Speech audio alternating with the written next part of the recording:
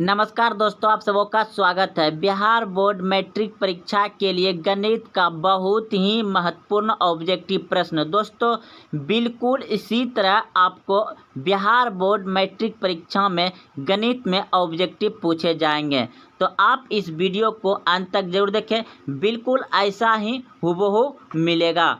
तो आपको 4 option ABCD लिखे गए हैं। जो आंसर सही लगे आपका वह आंसर को आप OMR शीट के आंसर में, जैसे A सही होगा तो A, B सही होगा तो B, C सही होगा तो C और D सही होगा तो D को रंगना है। तो आइए प्रश्न को समझते हैं और आप याद रखिए, अच्छे से समझिए, क्योंकि बिल्कुल ऐसे ही आपको बिहार बोर्ड मैट्रिक परीक्षा गणित में ऑब्जेक्टिव पूछे जाएंगे, जो कि 50 नंबर का होता है। और यह अंक बढ़ाने के लिए ऑब्जेक्टिव आपको मदद करेगा। तो देखिए प्रश्न है, माध्यिका का 3 गुना और माध्य के दुगुने का अंतर कहलाता है।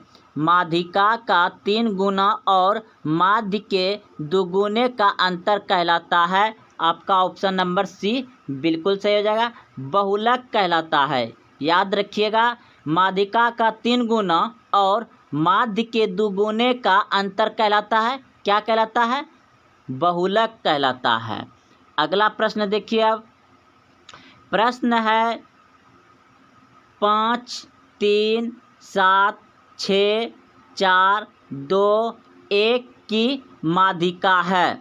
तो दोस्तों माध्यिका निकालने का सबसे नियम अच्छा क्या है कि आप इनको सीरियली बैठा दीजिए। जैसे सबसे पहले आपका क्या आएगा? 1 आएगा, उसके बाद फिर क्या आएगा? 2 आएगा, उसके बाद फिर क्या आएगा? 3 आएगा, उसके बाद क्या आएगा? 4 आएगा, फिर 5 आएगा, फिर 6 आएगा, फिर आपका 7 आएगा और संख्या है, गिन लेते हैं। 1 2 3 4 5 6 7, 7 संख्या था। अब क्या करना है इसमें आपको कि इधर से जोड़ा लगा करके आपको कटाना। जैसे इधर 3 अंक इधर छोड़ दिए, 3 अंक इधर छोड़ दिए, यानी कि एक इधर से एक इधर से, एक इधर से एक इधर से, एक इधर से एक इधर से, जो बीच में बच गया दोस्तों वही आपका क्या हो गया? माध्यिका हो गया। तो आपका ऑप्शन नंबर C बिल्कुल सही हो जाएगा। 4, 2 नंबर का उत्तर क्या हो जाएगा? 4 आंसर है। अगर आपको मन में डाउट आ गया कि 2 गो बच जाएगा तो क्या करेंगे, तो 2 गो बचेगा तो दोनों को जोड़ के भाग दे देंगे। वैसा ही प्रश्न मिलेगा। आगे चलते हैं। तो इस प्रश्न को आप अच्छे से समझ गए होंगे। अगला प्रश्न देखिए। प्रश्न है, निम्नलिखित में कौन केंद्रीय प्रवृत्ति के मापक नहीं है? निम्नलिखित में कौन केंद्रीय प्रवृत्ति के मापक नहीं है? तो इस प्रश्न का उत्तर हो जाएगा आपका ऑप्शन नंबर D बिल्कुल सही है, विचलन। अगला प्रश्न है 2 3 0 3 2 6 का बहुलक क्या होगा? यानी बहुलक होगा। तो आप सभी जानते हैं कि बहुलक मतलब कि जो बहुत बड़ा आए उसे बहुलक कहते हैं। जैसे कि हम एक सवाल दे रहे हैं, 4 3 2 3 2 3 4 7 8 3। तो इसमें सबसे ज़्यादा बार क्या है? तो देख रहे हैं कि 1 3 यहाँ है, 1 3 यहाँ है, 1 3 यहाँ है, 1 3 यहाँ है, यानी कि 1 2 3 4 बार 3 है। और कहीं है नहीं। तो जैसे कि 4 क्या बार है? 1 बार है। 2 कितना बार है? 1 2 2 बार है। और 3 4 कितना? 2 बार था। तो इसमें सबसे अधिक बार क्या है? जैसे एक बार यहाँ 3 था, एक बार यहाँ 3 था, एक बार यहाँ 3 था, सबसे अधिक क्या है? 3। तो इस प्रश्न का उत्तर जो होगा आपका बहुलक 3 हो जाएगा। लेकिन यहाँ प्रश्न में देखिए आपको कि अगर 3 देख रहे हैं तो 2 गो है, 2 भी 2 गो है, तो सबसे अधिक कैसे निकालेंगे? बहुलक जो बार बार होगा क्या होगा? तो जो हमको जो ये बराबर संख्या 2 है और 3, ये 2 बार आया है, तो इन दोनों को जोड़ के 2 से भाग दे देंगे। यानी कि कितना हो जाएगा? 3 2 5, 5 में 2 से भाग दे दीजिएगा तो यानी कि कितना हो जाएगा? तब 2 दूना 4। अब बच गया कितना? इधर 1, तो 10 में दे दिया, उधर 10 हो गया, 5 दूनी 10, यानी कि आपका कितना बहुलक आ गया? कितना आ गया? 2.5। 2.5 कहाँ है? ऑप्शन नंबर D में। तो आपका ऑप्शन नंबर डी सही हो जाएगा। चलते हैं अगले प्रश्न की ओर। अगला प्रश्न देखिए, 3 4 0 3 4 5 का बहुलक होगा। तो दोस्तों इसमें देख रहे हैं आप वैसे ही प्रश्न जैसे कि अभी तुरंत बनाए हैं। 4 भी 2 बार है और 3 बार भी, 3 जो है कि ये भी 2 बार है, तो इसको भी वही करेंगे। 3 प्लस कितना है 4, 4 को जोड़ देंगे और 2 से भाग दे देंगे, तो कितना हो जाएगा 4 3 7 में 2 से भाग दीजिएगा तो 3 दूना 6 बच गया 1, तो दशमलव दे देंगे तो वहाँ कितना हो जाएगा 10 हो जाएगा। 5 दूनी 10 यानी कि 3.5 हो जाएगा। 3.5 आपका कहाँ है, ऑप्शन नंबर डी सही है, आपका ये बहुलक हो जाएगा। अगला प्रश्न देखिए, ये प्रश्न क्या पूछ रहा है, इसमें माध्यिका पूछ रहा है। 2 5 8 3 8 का माध्यिका क्या होगा। तो क्या करेंगे, सीरियली बैठाएंगे। तो सबसे छोटा क्या है आपका 3 है, तो 3 लिख लिए। इससे बड़ा क्या आ जाएगा, नहीं सबसे छोटा आपका 2 है तो 2 आगे रख दिए हैं क्योंकि सीरियली लिखना है। तो 2 3, उसके बाद 4 नहीं है तो डायरेक्ट 5 है तो 5 लिख देते हैं। उसके बाद 6 नहीं है, तो 6 नहीं है तो फिर क्या करेंगे, डायरेक्ट 8 है तो 8 लिख देंगे, फिर 8 लिख देंगे। तो बस वही नियम, इधर से एगो काटना है, इधर से एगो काटना है, एगो इधर से काटना है, एगो इधर से काटना है, जो बीच में बच गया वही क्या हो गया आपका माध्यिका हो गया। तो इस प्रश्न का उत्तर हो जाएगा आपका ऑप्शन नंबर सी, बिल्कुल सही है, 5 माध्यिका हो जाएगा। तो आप अच्छे से समझ गए होंगे, माध्यिका जब भी पूछेगा तो क्या करिएगा, सीरियली नंबर बैठाइएगा, ना कि सबसे छोटका को पकड़िएगा और उसके बाद बड़का, फिर उसके बाद बड़का, फिर उसके बाद बड़का, जैसे कि हम बैठाएं यहाँ पे और काट दिए। तो आपका ऑप्शन नंबर सी 5 बचा बीच में। अगर 2 को बच जाता है, जैसे ये दोनों बच जाता, तो क्या करेंगे, दोनों को जोड़ के 2 से भाग दे देंगे। चलते हैं अगले प्रश्न की ओर। देखिए अब प्रश्न है कि √2 है 1, तो √2 है 1 क्या, देखिए जो रूट के अंदर में जैसे 4 है, अगर पूछेगा √4 क्या है, तो √4 से यानी कि वर्गमूल आपका, इसको तोड़िएगा तो 2 गुना 2, यानी कि ये क्या हो रहा है, जोड़ा लग रहा है। तो जोड़ा क्यों लगाता है, क्योंकि ये वर्गमूल है, यहाँ 2 छुपा रहता है। आपको यहाँ पे 3 भी दे सकता है, 9th क्लास में पढ़े होंगे, तो 3 देगा तो 3 जोड़ा लगना चाहिए, लेकिन इसमें कुछ नहीं है तो क्या है 2, यानी कि वर्गमूल निकलेगा आपका, घनमूल नहीं वर्गमूल निकलेगा। तो जैसे 2 गुना 2 हो गया तो आपका 2 बाहर हो गया, जब बाहर हो गया तो ये प्राकृतिक संख्या हो गया, और जब प्राकृतिक संख्या हो गया तो वो परिमेय संख्या हो गया, क्योंकि नहीं कुछ तो नीचे 1 रहता ही रहता है। तो ये आप समझ गए क्या, परिमेय संख्या। परिमेय संख्या क्या होता है, P/Q होता है। तो आपका ये √2 है, तो √2 आपका बाहर नहीं निकलेगा, इसलिए क्या हो जाएगा, ओ परिमेय संख्या, ऑप्शन नंबर सी सही है, ओ परिमेय संख्या हो जाएगा। चलते अगले प्रश्न की ओर। प्रश्न है 2 या 2 से अधिक अभाज्य संख्या का मोसो, यानी क्या, HCF, और लोसो रहता तो LCM। तो प्रश्न को आप समझ गए होंगे, 2 या 2 से अधिक अभाज्य संख्या का मोसो हमेशा क्या होगा, 1 होगा। अब अभाज्य संख्या क्या होता है, जैसे कि 11 हो गया, और आपका कितना हो गया, 11 हो गया, 13 हो गया, तो ये सभी अभाज्य संख्या है। 17 हो गया, ये सभी अभाज्य संख्या है। अभाज्य संख्या क्या होता है, जो कि अपने से और 1 से कटे उसे अभाज्य संख्या कहते हैं।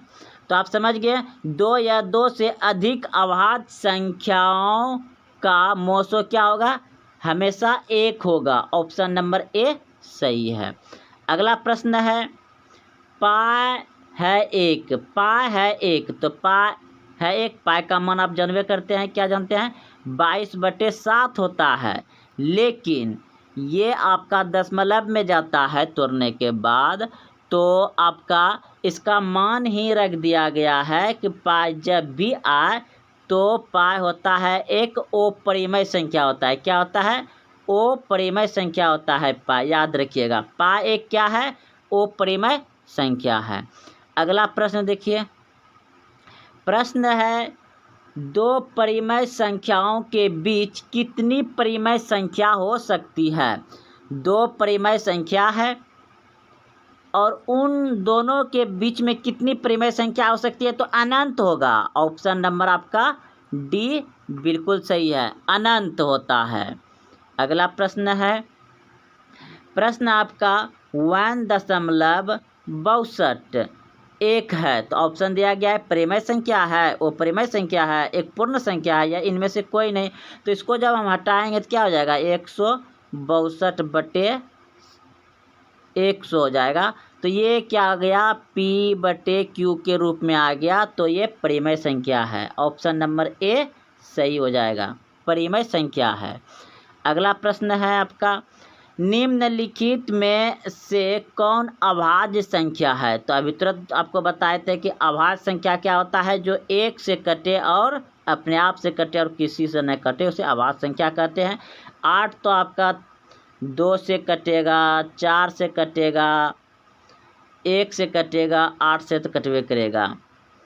तो ये आपका 2 से भी कट रहा है, यानी कि अधिक से कट रहा है, तो ये आपका अभाज्य संख्या नहीं होगा। 9 भी देखिए 1 से कटेगा, 9 से कटेगा, 3 से कटेगा, ये भी नहीं होगा। 11 जो है आपका सिर्फ 1 और 11 से ही कटेगा, अपने से कटने की तो बात ही अलग है। लेकिन यहाँ पे 1 से कटेगा, 15 फिर देखिए 5 से कटेगा, 3 से कटेगा, 3 से कटेगा, फिर 5 से कटेगा। तो आपका 15 भी अभाज्य संख्या नहीं होगा। तो अभाज्य संख्या क्या होगा? 11, क्योंकि ये 1 से और 11 से, यानी कि 1 से और अपने से कटेगा। तो ऑप्शन नंबर सी बिल्कुल सही हो जाएगा। चलते हैं अगले प्रश्न की ओर। प्रश्न है, निम्नलिखित में कौन परिमेय संख्या है? तो परिमेय संख्या आप सभी जानते हैं, जो P/Q के रूप में रहे उसे परिमेय संख्या कहते हैं। तो 4 ऑप्शन दिया गया है। तो अगर हम ऑप्शन ए को रख रहे हैं तो इसका मान कितना निकल जाएगा? 49 का वर्गमूल क्या होगा? 7। और बट्टे है तो बट्टे दे दीजिए। 64 का वर्गमूल क्या होगा? 8।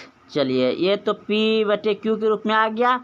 अब इसका देखते हैं, 81 का क्या होगा? 9/91। 91 तो नहीं निकलेगा, तो ये √91 रह जाएगा। तो ये परिमेय संख्या नहीं होगा। देखिए यहाँ पर भी ये 91 का वर्गमूल निकलेगा ही नहीं, इनमें से कुछ नहीं दिया गया है। तो आपका प्रश्न पूछा गया था कि परिमेय संख्या है, तो परिमेय संख्या आपका ऑप्शन नंबर ए बिल्कुल सही है, क्योंकि ये रूट से बाहर निकल रहा है। क्योंकि इसका हो जाएगा आपका 7 और नीचे 8 हो जाएगा, इसलिए ये परिमेय संख्या है। चलते अगले प्रश्न की ओर। यह प्रश्न में पूछ रहा है कि निम्न में कौन परिमेय संख्या है? तो परिमेय संख्या इसमें पूछ रहा है। तो आप देख रहे हैं कि इसका 49 का तो 7 होगा और 101 का तो नहीं निकलेगा, 31 भी नहीं निकलेगा, ये भी नहीं होगा आपका। 81 का 9 होगा, 91 तो नहीं आएगा। यहाँ देखिए अभी तो जस्ट बनाए किए हैं, इसका 7 हो जाएगा, नीचे में 8 हो जाएगा, यानी कि ऑप्शन नंबर ए बिल्कुल सही है। ये आपका परिमेय संख्या ऑप्शन नंबर ए सही हो जाएगा, क्योंकि इसका वर्गमूल दोनों का निकल रहा है। अगला प्रश्न है, निम्न में से कौन संख्या अपरिमेय है? अब की और पूछ दिया गया है अपरिमेय है। तो ऑप्शन नंबर ए लेते हैं। इसका अगर 36 का वर्गमूल निकालेंगे कितना हो जाएगा? 6, फिर बटे है तो बटे दे दिए, 64 का 8 हो जाएगा। चलिए ठीक है। और 1 का वर्गमूल तो 1 ही होता है, तो 1 हो गया, बटे है और नीचे में 81 है तो 9 हो जाएगा। चलिए ये भी परिमेय संख्या हो गया। ये 3 तो इसको तो नहीं निकाल सकते हैं। ये देखिए ऊपर में 9 है तो ऊपर में 9 ही रहेगा, नीचे में 49 है तो 7 हो जाएगा, यानी कि आपका ऑप्शन नंबर सी बिल्कुल सही है।